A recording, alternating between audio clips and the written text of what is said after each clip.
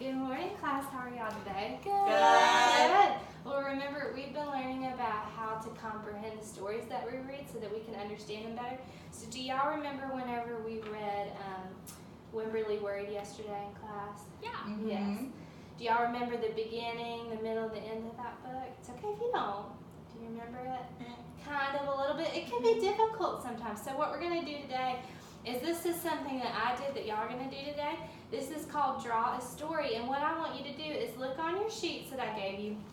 In the first box, whenever I read this new book, you get to draw whatever you are thinking of inside, because I'm not going to show you the pictures of this book, okay? So what I want you to do is to turn on your imaginations, and when I read to you this new book, you're going to draw whatever you visualize in the beginning of the book in the top box, okay? And then when we go on to the second part, or the middle of the book, or maybe it's the problem, you can draw that part too. So in this one, my problem was when Wimberly worried when she got to school. That was the big problem. So that's what I drew, was Wimberly and her teacher.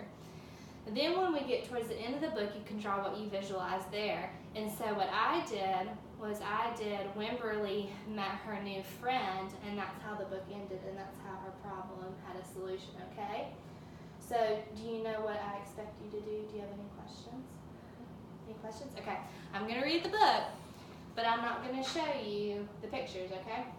So, for time's sake of this video, I'm not going to actually do more modeling than this or guided practice because it'll go on forever. But this is what I would do with them in real life, is actually do guided practice and modeling. Okay. So we're going to read the book. I'll show you at least the front cover. Nefelbudding 2, okay? Y'all read this in kindergarten, Nefelbudding 1, whenever she was just a baby, and now she's a toddler, okay? So if you haven't already, you can write your names on your top of the paper. I already wrote my name. I did it. Oh, y'all are just so smart. Look at you working hard.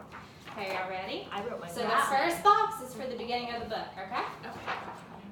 One morning, not so long ago, Trixie took a walk with her daddy.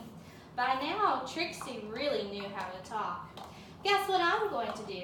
I'm going to show Amy, and then I'll show Meg, and then I'll show Margaret, and then I'll show Jane, and then I'll show Leia, and then I'll show Rebecca, and then I'll show Noah, and then I'll show Robbie, and then I'll show Toshi, and then I'll show Casey, and then I'll show Connie, then I'll show Parker, and then I'll show Brian, and then she talked and talked and talked.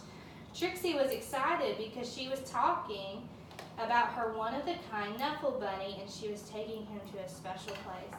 Come on, said Trixie. They went to school, and they went to class. Trixie couldn't wait to show Nefelbunny to Miss Greengrove and all of her friends in pre-K. Just as her daddy kissed her goodbye, Trixie saw Sonia. Suddenly, Trixie's one-of-a-kind Nefelbunny wasn't so one-of-a-kind anymore. So we've gotten to the beginning of the book.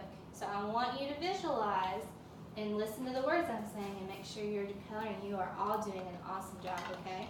So now we're going to start getting to the middle of the book, all right? The morning did not go well. Nuffle, Nuffle, Nuffle, Nuffle. The afternoon was worse. When the school bell rang, Miss Greengrove returned the Nefelbunnies, and the day got better. Then, before she knew it, it was time to go home. Trixie ate her dinner, devoured her dessert, brushed her teeth, and tried to escape the mommy and daddy robots from planet Snurp.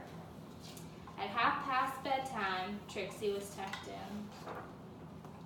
But a few hours later, Trixie realized something.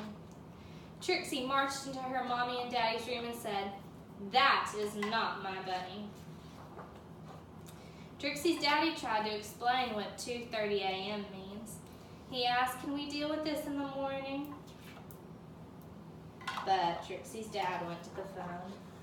Before he even made it downstairs, bring, bring, the phone rang. "We have your bunny," said a man's voice on the other end. "We have yours," replied Trixie's daddy, and arrangements were made. So now we're in the middle of the book, and we're going to start easing into the end of the book, okay? Trixie and her daddy rushed across the neighborhood. Trixie did not want to be late, and neither did Sonia. There was an exchange, and the Nuffle bunnies were back where they belonged. I was so worried about my bunny, said Sonia. So was I, Trixie replied. Then they both said, I'm glad you got your bunny back, at the exact same time. And that's how Trixie found her first best friend. Nuffle Bunny accepted, of course. The end. So I want you to finish drawing up your stories, and then later today in class, you're going to retell the story and show how you comprehended it using the pictures you drew. Does that sound good? Yeah. Okay, good job, class.